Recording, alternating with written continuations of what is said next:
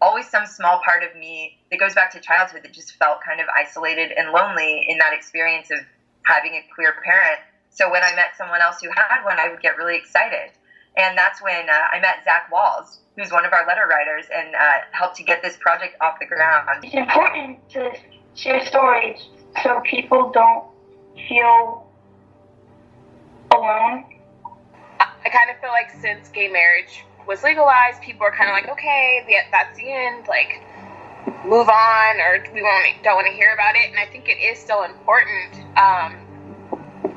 that we have a space to talk about our experience. After like the 2015 and the Supreme Court decision to legalize gay marriage, I was kind of like, this is it, like we won, like yay, nothing's like, we forward momentum, like everything is good. And so when the election happened and Trump won the presidency, and especially Mike Pence won the vice presidency, and I know that he had come out and said a lot of homophobic statements that kind of all put everything into question, the work that I'd worked for, my parents had worked for, and so many other people had worked for.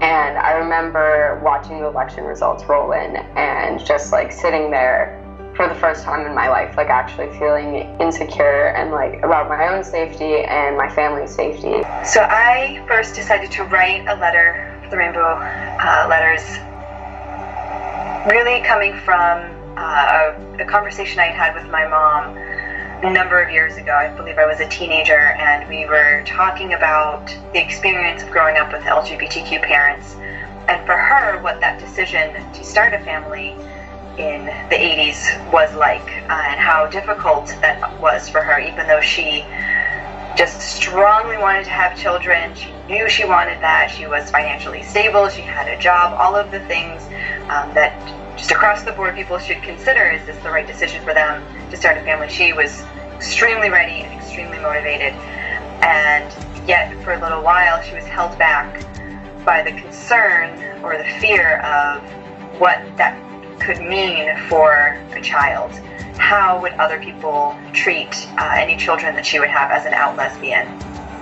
And it just broke my heart when she said that. And so my first inspiration for writing a letter was writing that letter to her, and especially if I could write something now as her child to her as she was making those decisions and having those fears. That was that first inspiration for me, and I felt it was so important because it is a conversation and a fear that I know people are still having.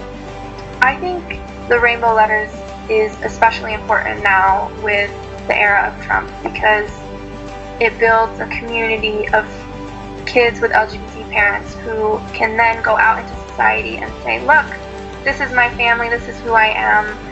Having this community of people who are speaking out and saying, yes, our family has struggled because of discrimination, or yes, we have struggled for these other reasons, but that doesn't mean that we don't deserve all of the rights that you get. And yes, we are different from you, but that doesn't mean that we shouldn't celebrate our differences.